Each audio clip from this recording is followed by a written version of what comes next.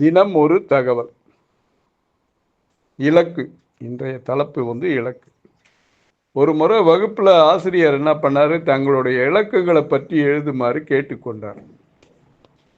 யாரு நல்லா எழுதுறீங்க, தங்களோட இலக்கு பெரியவனானா எப்படி இருக்கணும்னு நினைக்கிறீங்க, அதை பத்தி எழுதுங்க அப்படின்னு வாத்தியார் கேட்டார். அதுல ஒரு மாணவன் என்ன பண்ணா, குதிரை பயிற்சியாளரோட மகன். குதிரையை பயிற்சி எடுக்கிறது, ட்ரைனிங் கொடுக்குறவரோட பையன். அவன் என்ன பண்ணா, பக்கம் பக்கமாக எழுதினான். 7 பக்கம் எழுதியிருக்கான். ஒரு பக்கம் 2 பக்கம் இல்லை, 7 பக்கம் எழுதியிருக்கான். அதில் என்ன எழுதியிருக்கான்னா,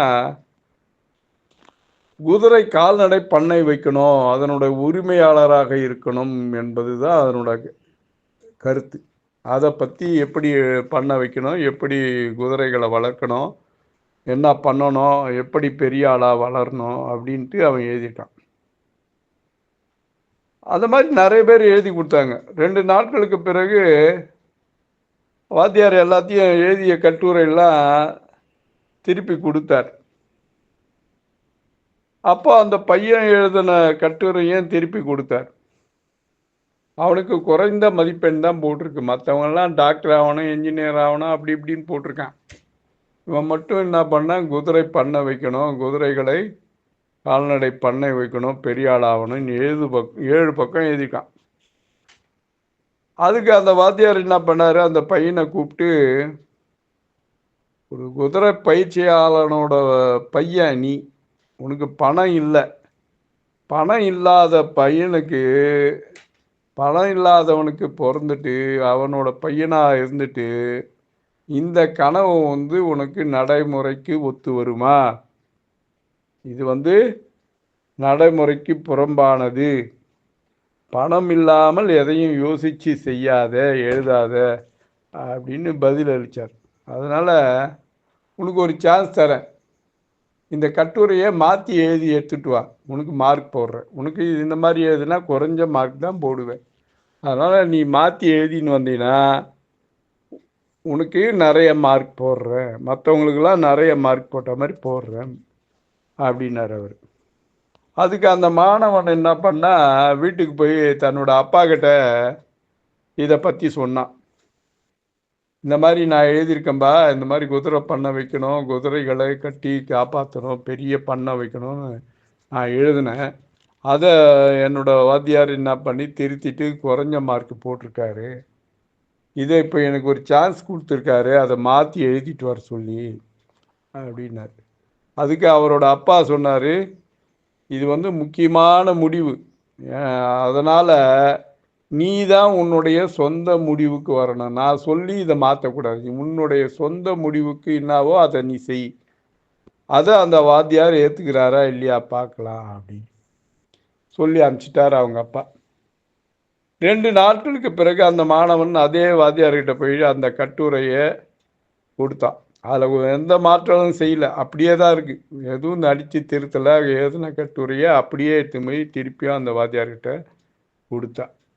நீங்கள் கட்டுரையை வைத்து கொள்ளுங்கள், இந்த கட்டுரையை அப்படியே வச்சுங்க, நான் எதுவும் மாற்றலை, என்னுடைய கனவை நான் வைத்து கொள்கிறேன், இந்த கட்டுரையை நீங்கள் வைத்து கொள்ளுங்கள் அப்படின்னு கொடுத்துட்டான். சில வருடங்கள் போனது. அந்த மாணவன் பேர் கரண். அந்த கரண்ன்றவன் பெரிய ஆள் ஆகிட்டான். 200 ஏக்கர் குதிரை கால்நடை பண்ணை, அது நடுப்புற 4000 சதுர அடியில் வீட்டை சொந்தமாக வேற கட்டிட்டுருக்கான். அவன் தான் எழுதிய கட்டுரையை சங்கடமிட்டு, அதில் எப்போதும் உங்கள் இதயத்தை பின்பற்றுவதை நினைவில் வைத்து கொள்ளுங்கள், மேலும் உங்கள் கனவை அடைய உங்களுக்குள் இருக்கும் திறமையை நம்பாதவர்களிடம், யார் அது வாத்தியாராக இருந்தால் கூட சரி, நம்பாதவர்களிடம் சொல்லி அவர்களோட பேச்சை கேட்காதீர்கள் என்று எழுதியிருந்தான். இதுலேருந்து என்ன தெரியுது, நம்ம எது நினைக்கிறோமோ அந்த இலக்கை அடைவதற்கு உண்டான வழியை நாம் ஏற்படுத்தி கொள்ள வேண்டும். அதை விட்டுட்டு நீ வந்து அந்த மாதிரி உன்னால் முடியாது, உன்னால் அது செய்ய முடியாதுன்னு யார் சொன்னாலும் கேட்காம, நம்ம இலக்கு என்னவோ, நம்ம பின்னாடி வழி வகுக்கணும்னா என்ன பண்ணணும் அப்படின்றத நம்ம பார்க்கணும். அந்த காலத்தில் இந்த டிவிலாம் வந்த புதுசில் டிவிலாம் அறிமுகப்படுத்தினாங்க தெரியுமா? அப்போ அறிமுகப்படுத்த புதுசில் அந்த டிவியில் ஒளியும்னு வரும். வெள்ளிக்கிழமைன்னா போடுவாங்க. அது இல்லாமல் ஞாயிற்றுக்கிழமைன்னா படம் இருக்கும். இதை ஊரில் டிவின்னு பார்த்தீங்கன்னா ஒரு 2, 3, 4 டிவி தான் இருக்கும். அந்த டிவி இருக்கிறவங்க வீட்டுங்களில் போய் பார்க்க போனால் பார்க்க விட மாட்டாங்க. அவங்க டிவி வாங்கிக்கிறதால பார்க்க விட மாட்டாங்க. ஒளியும் பார்க்க வந்திருக்கோம், பார்க்கலாம். அப்போ என்ன பண்ணுவாங்க, ஒரு 4 அணா கொடுத்தினா, அதாவது 25 காசு கொடுத்தினா பார்க்கலாம் அப்படின்னு அலோவ் பண்ணுவாங்க. 25 காசு கொடுத்து போயிட்டு அந்த ஒளியும் பார்ப்போம். 25 காசு கொடுத்துட்டு போயிட்டு அந்த திரைப்படம் சினிமாவை அந்த டிவியில் பார்ப்போம். இப்படி தெரு திண்ணையில் உக்காந்துட்டு 25 காசு வசூல் பண்ணிட்டு உள்ளே போயிட்டு அந்த அம்மா டிவி பார்க்க சொல்லுவாங்க. இப்படி அந்த டிவியை ஒரு 10 பேர் 20 பேர் பார்த்தாங்கன்னா அதில் அவங்களுக்கு வருமானம். நானும் அந்த நிலைமைக்கு இருந்தேன். 25 காசு கொடுத்துட்டு போய் பார்ப்பேன். அந்த மாதிரி 25 காசு இல்லாத பட்சத்தில் நான் ஒரு ஆசிரியரோட பையன் அப்படின்னு சொல்லிட்டு பார்ப்பேன். அப்போ என்ன சொல்லுவாங்க, அதெல்லாம் முடியாது, 25 காசு கொண்டாந்தாதான் பார்க்க முடியும்னாங்க. அப்போ நினச்சிக்கிட்டேன், இந்த 25 காசு வாங்கி இந்த டிவி பார்க்கறது, நாளைக்கு இந்த ஊரே நம்மக்கிட்ட காசு கொடுத்து டிவி பார்க்கணும் அப்படின்னு நினச்சேன். அதனோட முன்னேற்றம் தான் இன்றைக்கி அது கொஞ்சம் கொஞ்சமாக வளர்ந்துட்டு கேபிள் டிவி ஆப்ரேட்டர் ஆகி இப்போ எங்கிட்ட காசு கொடுத்துட்டு ஊரில் இருக்கவங்க அத்தனை பேர் டிவி பார்க்குறாங்க. நான் இதை கொஞ்சம் பெருமையாக சொல்கிறேன்னு. என் காரணம்னா அந்த சின்ன வயசில் அந்த இலக்கு, அந்த 4 அணா வாங்கி பார்த்தோம் பார்த்தீங்களா, 4 அணா கொடுத்து பார்த்தோம். இப்போது நம்ம 300 ரூபா வாங்கிட்டு டிவி காட்டுறோம்.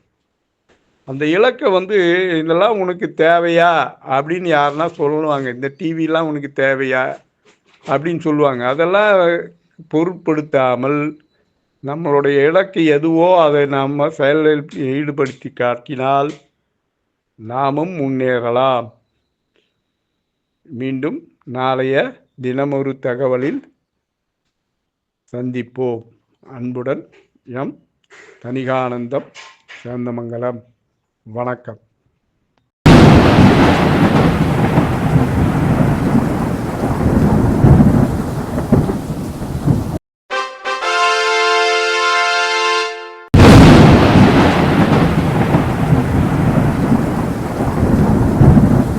தணிகை டிவியை லைக் பண்ணுங்கள், ஷேர் பண்ணுங்கள், பெல் பட்டனை ப்ரெஸ் பண்ணுங்கள். தணிகை டிவியை சப்ஸ்கிரைப் பண்ணுங்கள். வணக்கம்.